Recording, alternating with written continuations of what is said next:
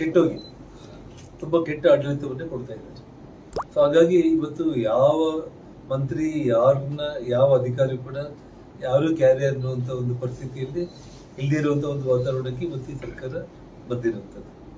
ನಿನ್ನೆ ನಾನು ಟಿವಿಗಳಲ್ಲಿ ನೋಡ್ತಾ ಇರೋ ಟೈಮ್ನಲ್ಲಿ ಕೇರಳದಲ್ಲಿ ಇವತ್ತೇ ತೀರ್ಮಾನ ಆಗ್ಬಿಡುತ್ತೆ ನಾಯಕತ್ವ ಅಂತ ಹೇಳ್ತಾ ಇದ್ರು. ಅದು ಇವತ್ತು ಈ ಸಾಧನಾ ಸಮಾವೇಶ ಮುಗಿದ್ಮೇಲೆ ಏನಾದ್ರೂ ಸಿದ್ದರಾಮಯ್ಯ ಅವರು ಇವತ್ತು ಘೋಷಣೆ ಮಾಡ್ತಾರೆ ಹೊಸ ಮುಖ್ಯಮಂತ್ರಿಯನ್ನ, ಅವ್ರ ಬಾಯಿಂದಲೇ ಘೋಷಣೆ ಮಾಡ್ತಾರೆ ಇಲ್ಲ ಅನ್ನೋದನ್ನ ನಾವು ನೋಡ್ಬೇಕು. ಹಾಗಾಗಿ ಒಟ್ಟಾರೆ ಕಾಂಗ್ರೆಸ್ ಹೈಕಮಾಂಡ್ ತುಂಬಾ ವೀಕ್ ಆಗಿರುವಂತ ಹೈಕಮಾಂಡ್ ಅಂತ ಹೇಳಿ ಈಗಾಗಲೇ ಪ್ರೂವ್ ಆಗ್ಬಿಟ್ಟಿದೆ.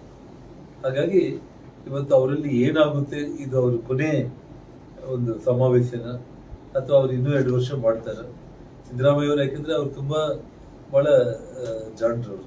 ಯಾಕಂದ್ರೆ ಬಹಳ ಬಹಿರಂಗವಾಗಿ ಸರ್ಕಾರ ರಚನೆ ಆಗಿದ್ದ ದಿವಸದಿಂದನೇ ಅರ್ಧ ಅಂದ್ರೆ 2.5 ಇಯರ್ಸ್ ಅಧಿಕಾರ ಹಂಚಿಕೆ ಅಂತ ಹೇಳಿ ಸಿದ್ದರಾಮಯ್ಯ DK ಶಿವಕುಮಾರ್ ಅವ್ರ ಮಧ್ಯೆ ಮಾತುಕತೆ ಆಗಿ ಫೈನಲ್ ಆಯ್ತು, ಒಪ್ಪಿಗೆ ಆಯ್ತು ಅಂತ ಹೇಳಿ ಅದನ್ನ ಹೇಳ್ತಾ ಇದ್ರು.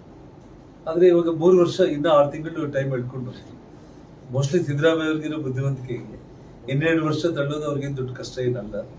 ಯಾಕಂದ್ರೆ ಅವ್ರ ಹೈಕಮಾಂಡ್ ತುಂಬಾ ವೀಕ್ ಆಗಿರೋ ಕಾರಣ, ಅಥವಾ ಅವ್ರಿಗೇನಾದ್ರು ತುಂಬಾ ದೊಡ್ಡ ಗುಣ DK ನನ್ಗೋಸ್ಕರ ಇಷ್ಟೆಲ್ಲ ಖರ್ಚು ಮಾಡಿದ್ದಾರೆ ಬಿಡು ಅಂತ ಹೇಳಿ ಅವ್ರು ಏನಾದ್ರು ದಯೆ ತೋರಿಸಿದ್ರೆ ಇದು ಸಮಾವೇಶ ಅವ್ರಿಗೆ ಆಗ್ಬೋದು.